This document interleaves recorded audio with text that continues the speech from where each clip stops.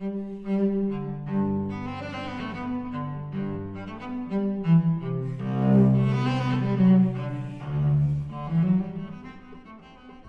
a todos, yo soy Leonora Castaño y este es el cuarto de atrás.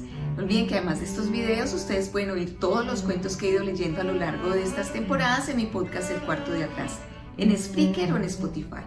O si quieren ver todo mi contenido pueden suscribirse de manera gratuita a mi canal de YouTube, El Cuarto de Atrás, Leonora Castaño, así juntico, para que me encuentren más fácil. En El Cuarto de Atrás, cada semana invitamos a un escritor y leemos 2 de sus cuentos, ensayos, relatos cortos, partes de sus novelas, para conocer un poco más el contenido de la obra del escritor invitado. Esta semana hemos invitado a Javier Marías. Javier Marías es un importantísimo escritor español nacido en 1951, quien falleció esta semana a sus 70 años y es la razón por la que he querido volver a invitarlo aquí a nuestro cuarto de atrás. Javier Marías, sin duda alguna, es uno de los más importantes e influyentes escritores contemporáneos de lengua hispana.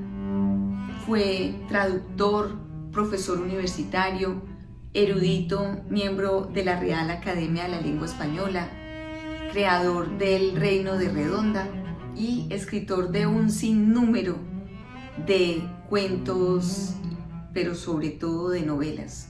Escribió cuentos en una parte de su vida, al final están aquí en este libro que se llama Mala Índole, que publicó Alfaguara hace algunos años.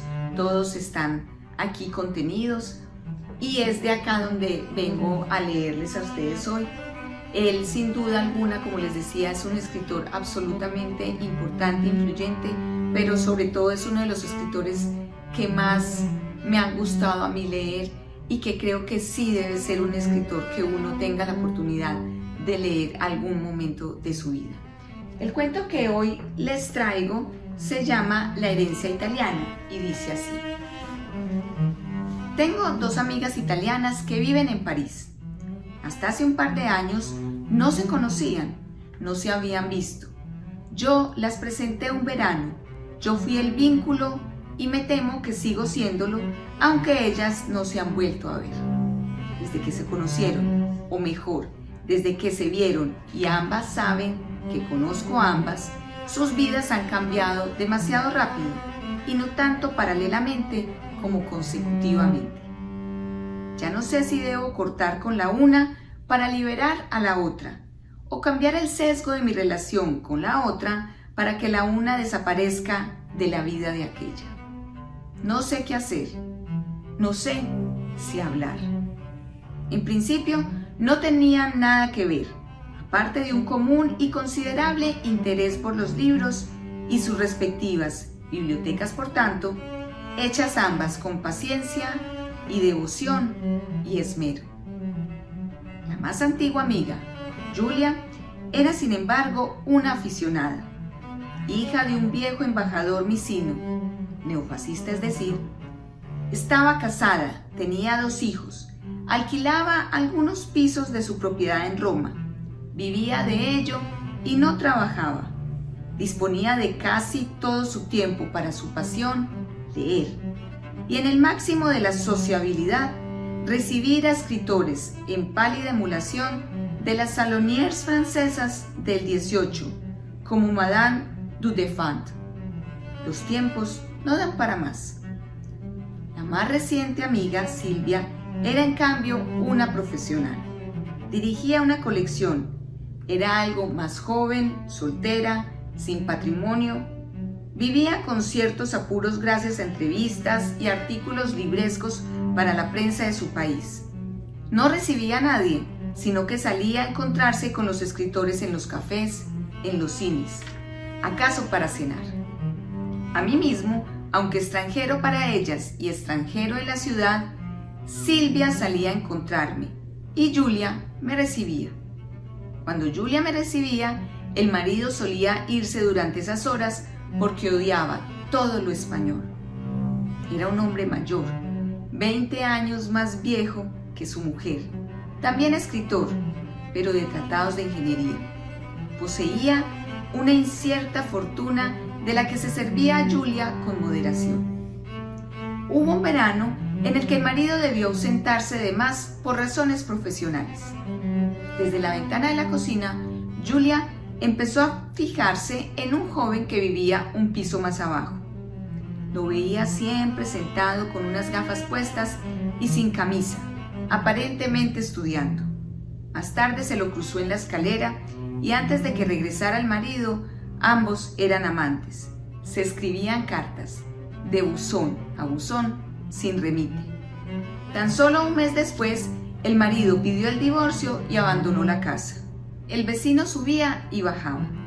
Fue por entonces cuando la otra amiga, Silvia, me anunció que se iba a casar.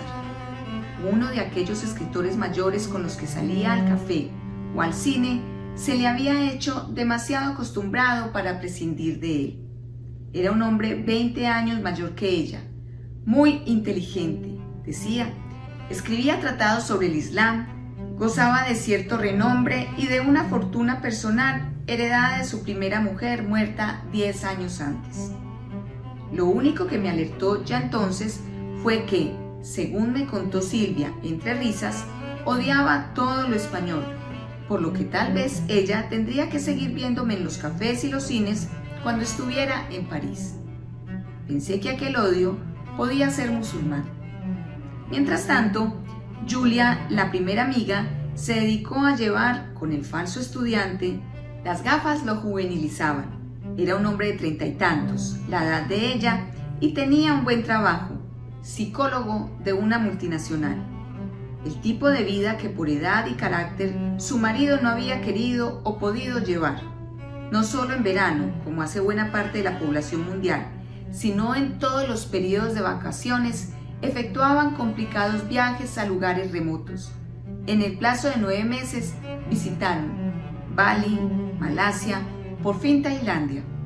Fue en Tailandia donde el psicólogo o falso estudiante se puso enfermo por causas desconocidas, despertando su caso tanto interés entre los doctores del hospital que hasta el médico de la reina se acercó por allí a echarle un vistazo.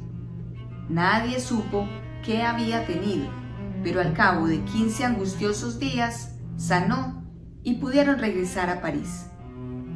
Más o menos fue por entonces cuando, inesperadamente, del matrimonio habían transcurrido meses en vez de años, Silvia, durante un periodo de inmovilidad de su marido islámico debido a una caída por las escaleras de su nueva casa conyugal, tantas casas en París sin ascensor, conoció en un cine, al que esta vez fue sola, a un joven de su edad por el que al cabo de unas semanas de más cines y cafés e inmovilidad marital, había concebido una pasión tan fuerte que no tuvo más remedio que plantearse un divorcio raudo y reconocer su error. Esto es, su impaciencia o su debilidad, o su sumisión al hábito, o su resignación. Aquel joven era bastante más rico que el viejo escritor. Se trataba del subdirector de una empresa conservera de mejillones y atún, y debía viajar de continuo a lejanos países para hacer adquisiciones o llevar a cabo transacciones oscuras. Con él fue Silvia a la China y luego a Corea y más tarde a Vietnam. Fue en este último país donde el subdirector conservero cayó enfermo de gravedad por causas desconocidas y debió aplazar sus múltiples compraventas durante 2 semanas, las imprevistas que tardó en volver. Nunca he hablado de Silvia con Julia ni de Julia con Silvia, pues ninguna de las dos es persona interesada en la vida de los demás, ni me parece educado contar a otros oídos lo que en principio solo se brindó a los míos. Ahora, sin embargo, tengo mis dudas, ya que este verano he visitado a Julia en París y su situación es un poco más grave. Desde que decidieron tener un solo piso hace 3 meses, el falso estudiante o psicólogo ha resultado ser un tipo con muy mal carácter. Ahora odia a los libros y ha obligado a Julia a deshacerse de su biblioteca. Le da palizas, es un violento.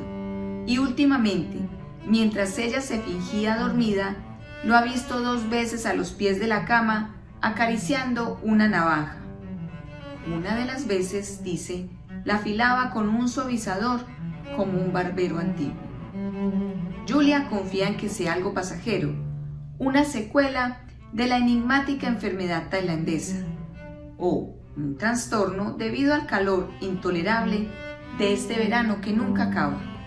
Ojalá sea así, pero habida cuenta de que Silvia y su conservero están pensando en tener solo un piso, quizá debería hablar ahora con ella, para que al menos salve la biblioteca e intente convencer a su hombre de usar máquina de afeitar. Y hasta aquí va este cuento. Soy Leonora Castaño y les envío un abrazo.